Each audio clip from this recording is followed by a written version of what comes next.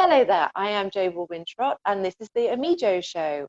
This is one of the very first episodes of a new set of episodes, all focused on how do we really cope with being confined.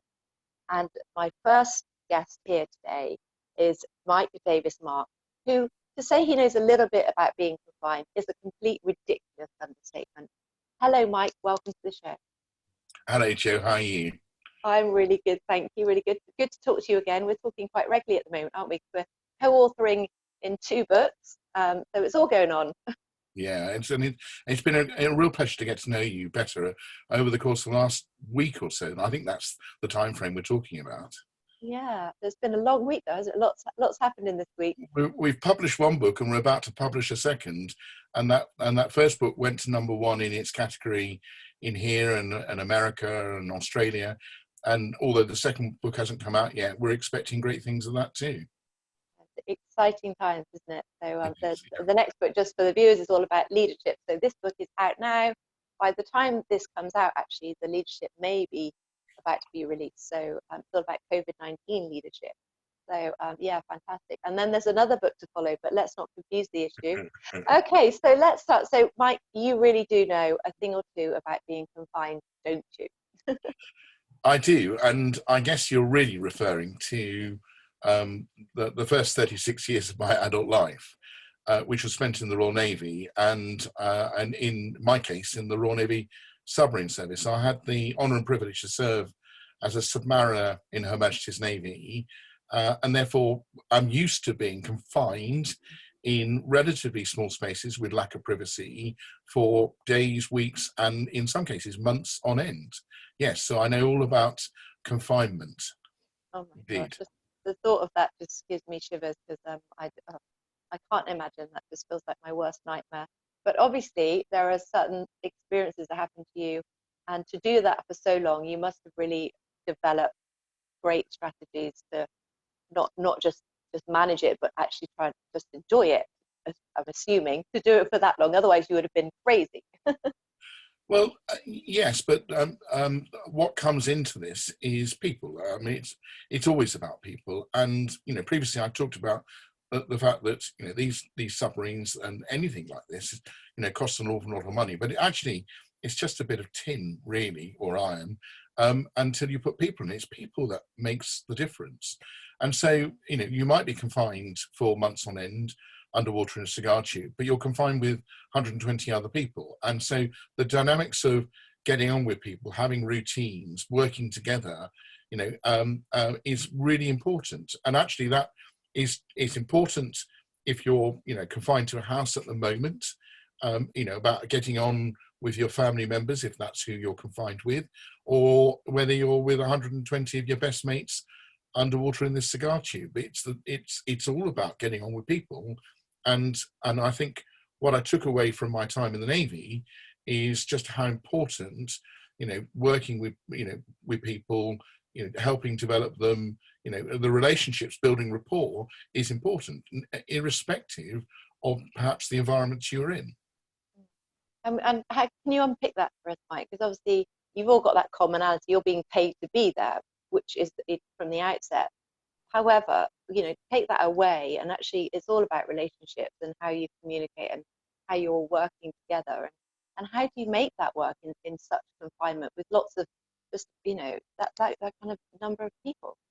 Well, I mean, we start with world-class training, so we train our people very well. You can't do anything until you are you've got the training on board, but then it comes down to working out how to develop people's potential. And I think it's important to bear in mind that we're all individuals, so we're not some homogenized robot that can all be trained the same way. So everyone has strengths and weaknesses, and a good team working together will draw on the strengths of the people and help those with weaknesses, so fill in the gaps and things like that.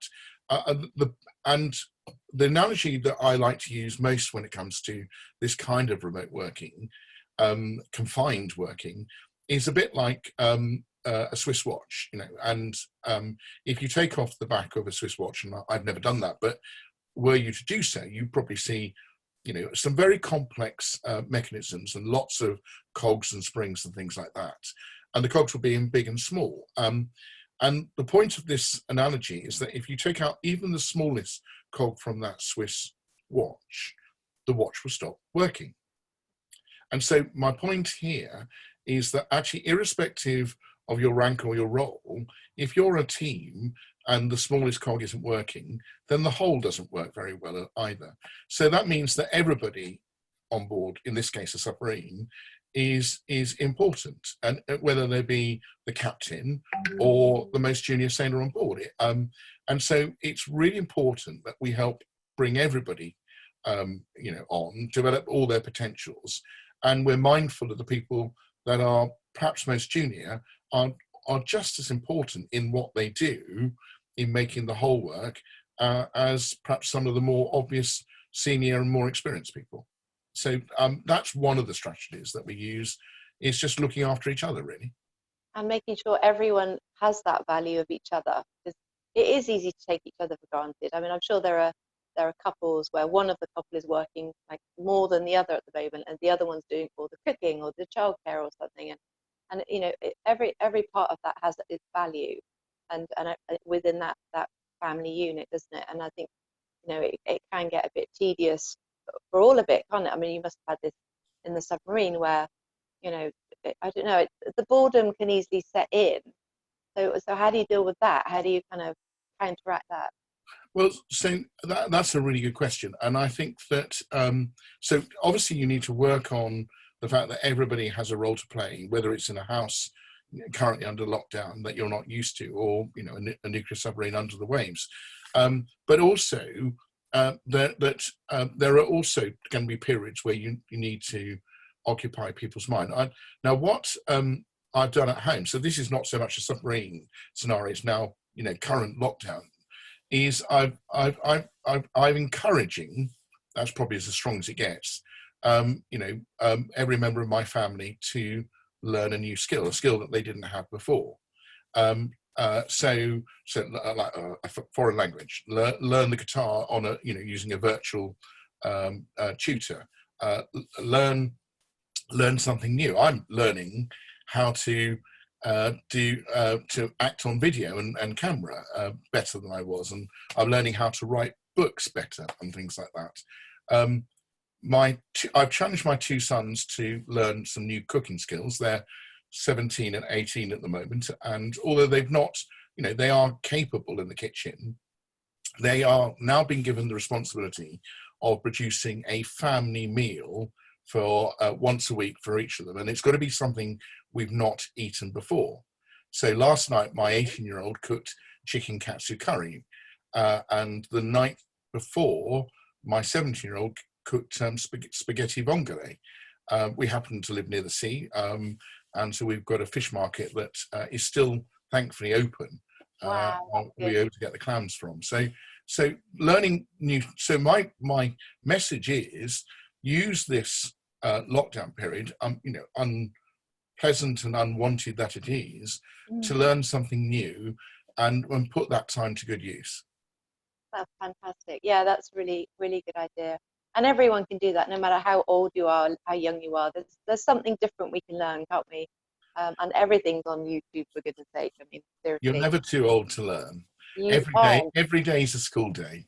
Every day is a school day. I love that. That's so true. Yeah, no, that's really good. Well, that's really helpful, I think. And it's because I can suffer from claustrophobia a little bit sometimes. I've got much better at it, which is why I shiver when you talk about being 36 and under 6.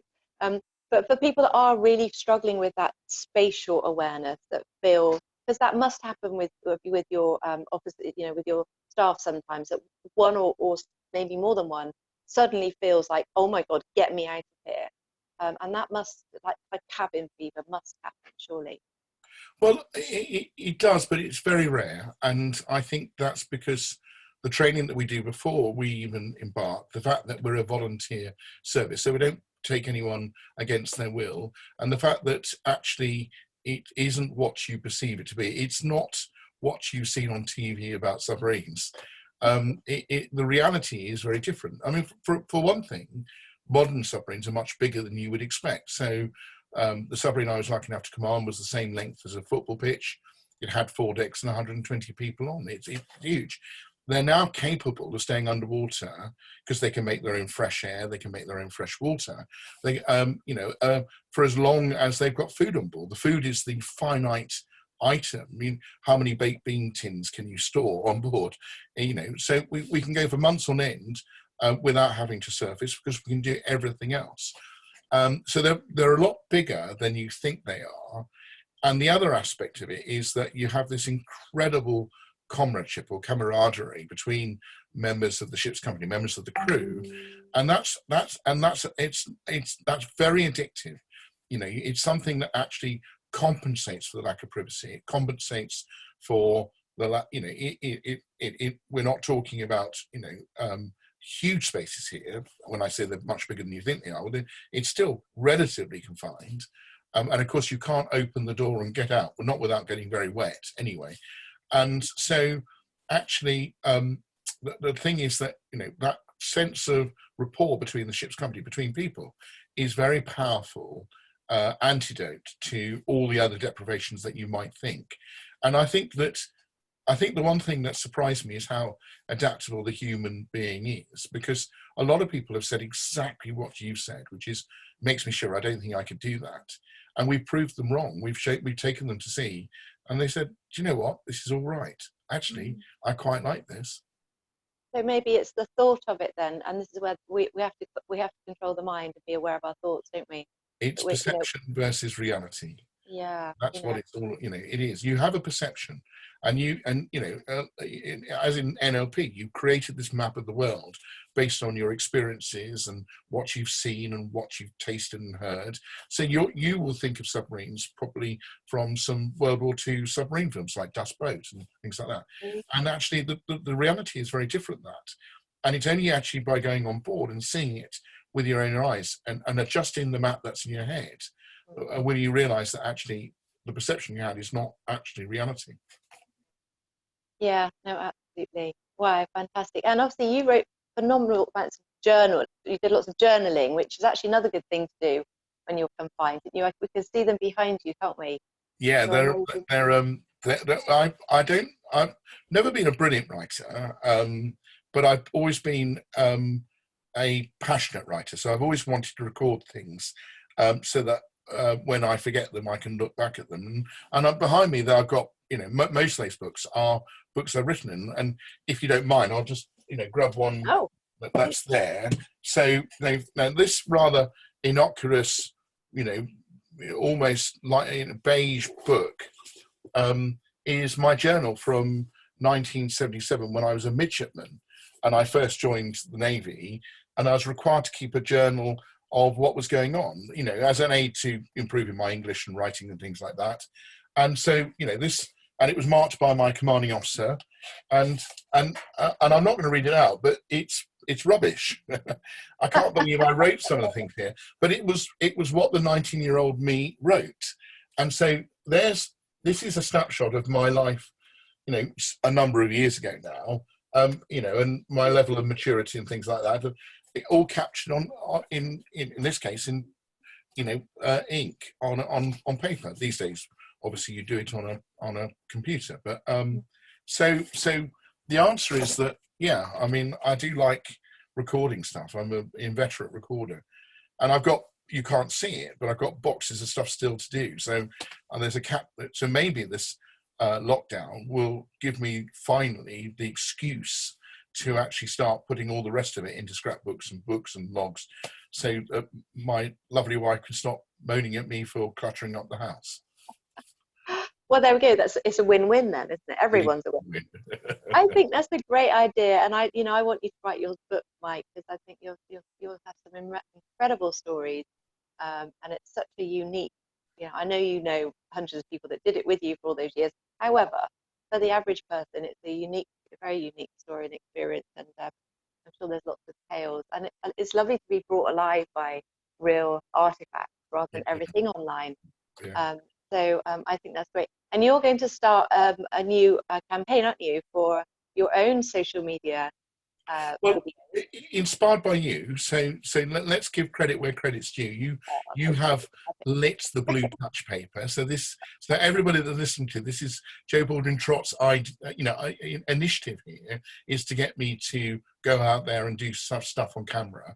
And my idea is to do a short 5-minute video of my favorite room, which happens to be the room I'm speaking to you now. And I'm going to describe why it's my favorite room, what's in my favorite room, and just a little bit about it. And then ask you to describe your favorite meal and post it on YouTube or whichever social media channel that you use. But whilst we're, for a number of us, in this rather strange lockdown experience, wanting to do what we can to create a community spirit out there, I think things like posting videos of, your favorite film, your favorite magic trick and things like that, your 17-year-old son cooking spaghetti vongole, etc. I think that all of that is going to be, I think that's going to be really helpful in terms of getting us through this. Definitely, because it's a positive message, isn't it? Because if you're suddenly turning we've already had this discussion, and my favorite room is actually my garden, because I love being outside. I'm an outdoors person, so I will do one if you tag me in, but you don't have to. Obviously, you've got pick on someone else. But I would do it on my garden because I adore my garden for so many reasons. But actually, what you do is then create, especially if you are feeling a bit wobbly, you actually create a much more positive energy and a moment of gratitude for a part of your living space at the moment. And we have to do that because it is a challenge, and thankfully the weather's improved. But if you are feeling a little bit kind of bored or just stuck in it, then I think there's so much positivity in it, Mike. So I can't wait to see those. Well, to misquote Kennedy, I ask what you can do, not what you can't do. So this is, we're in this situation. We've got very, very brave people doing lots of fantastic stuff, with the NHS, with carers, with, keeping essential supplies, and services open. So some very brave people there, shops, all of that. But for those of us that aren't doing that because we can't, and because we've been told to stay at home, don't ask what you can't do, ask what you can do. What can I do during this period that will make a positive impact? Whether it's to the people inside the house that you live in, or to the community in which you live, the street in which you live, or whether it's to, out further afield, probably virtually, what can you do to make a positive impact? And that would be my one sort of top tip from this, is ask what you can do, not what you can't do. And all of that underpins your very first message, Mike, which I love, which is what you said, is that actually everything is always about people. It's never about the bricks and mortar or the submarine around you. It's always about people. Love talking to you, Mike. Always, always, always such a joy. Thank you for coming on my show. That was Mike Davis Marks. He's on Twitter and on LinkedIn, and also we'll be doing some leadership content and amazing programs coming up as well. So connect with Mike, sorry. Does that happen often? Yeah, don't worry. That's the first time I've ever done it. And that I'll put his details in the post above. So please comment on this video when you've watched it, and like and subscribe, because I'll be posting much more video about this. And obviously then you can follow Mike and his amazing campaign of your favorite room in your house, which is such a positive thing to do right now. Okay, I'm Jo Baldwin. That was the Amijo Show. Thank you for watching.